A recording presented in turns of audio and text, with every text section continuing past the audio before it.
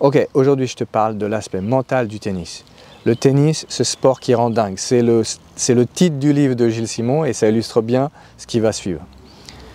Que tu sois amateur ou professionnel, tu passes énormément de temps, la plupart du temps d'ailleurs, chaque semaine, à perdre.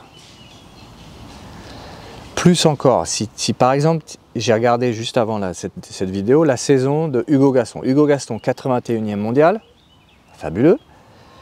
Bah, figure-toi qu'il y a une période dans l'année où il perd au premier tour à chaque fois. 8 fois de suite au premier tour.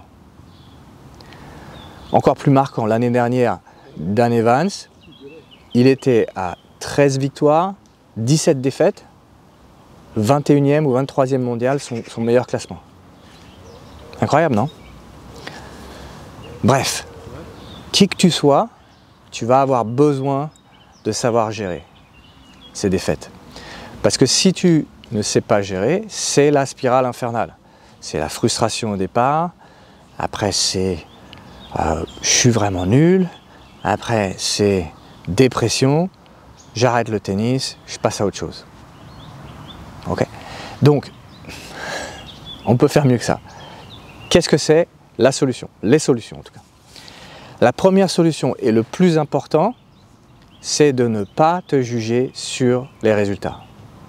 Okay, c'est hyper dur, ton ego il a du mal, on a tous besoin de passer par là à un moment donné, et le plus tu vas réussir à être détaché de gagner et de perdre, le plus tu vas devenir fort. C'est assez paradoxal, mais c'est le chemin du détachement. Comment faire ça maintenant de manière pratique? Donc si tu ne te focalises pas sur gagner ou perdre, tu vas te focaliser sur quoi?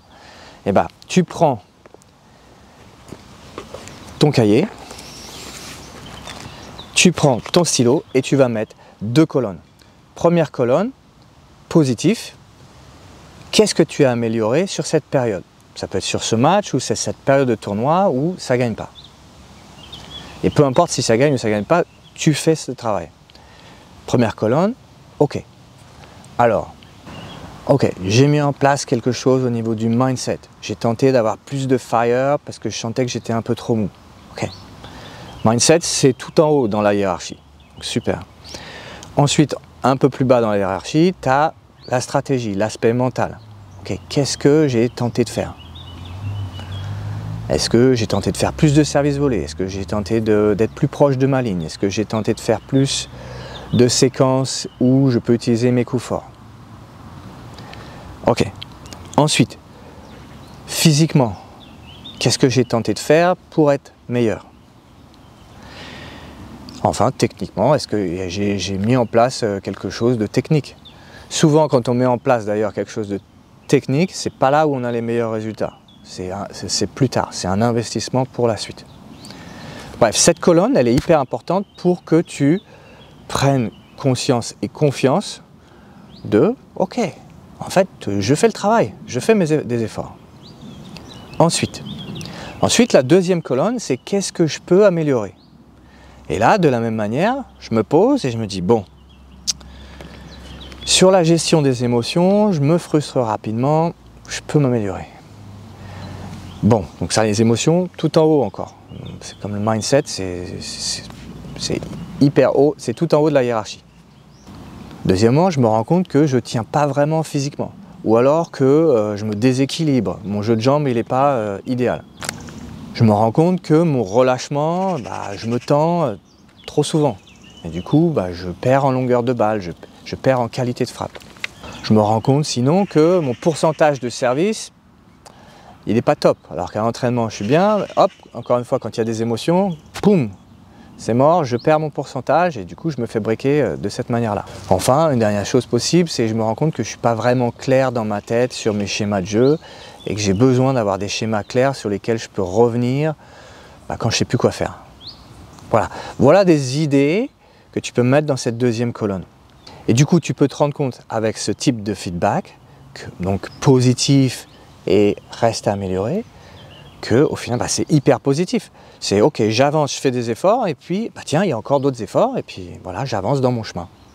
Ensuite, une fois que tu as fait ce feedback, c'est le moment de faire un plan et un choix décisif sur une seule chose que tu souhaites améliorer. Et j'insiste, une seule chose. Parce que si tu te focalises sur rien du tout ou plus d'une seule chose, tes efforts sont dilués et il n'y a pas vraiment de progrès qui va se mettre en place. Ok, peut-être que l'exception, c'est si tu as un team autour de toi, par exemple, tu as un coach fitness, lui va se focaliser sur t'aider, par exemple, dans ton jeu de jambes, et toi, pendant ce temps-là, tu te focalises sur le fait de te lâcher vraiment en match. Voilà. Donc, de toute manière, tu as toujours ta direction et ta direction unique. Voilà, au final, qu'est-ce qui compte? Ce qui compte, c'est la personne que tu deviens par le biais du tennis. Le tennis, c'est un super sport pour apprendre sur la vie. Tu es en train de devenir un guerrier, tu es en train de devenir quelqu'un de valeureux, quelqu'un qui se relève quand il se plante. Et dans la vie, forcément, il y a des moments donnés où on se plante et on se prend des gamelles. Et bien, le tennis, il t'apprend ça. Ok? Donc, la méthode, ne pas se focaliser sur gagner ou perdre, gagne en détachement, et pour cela, prends note. Qu'est-ce que je fais de bien? Sur quoi j'ai mis mes efforts en ce moment? Et sur quoi je peux encore m'améliorer? Et enfin, je décide, choix décisif, boum, je me focalise là-dessus sur les prochaines semaines et je progresse là-dessus. Si tu fais ça, tu ne peux pas ne pas progresser et au final, tu ne pourras pas ne pas gagner de match sans te focaliser là-dessus. Ironique et hyper puissant.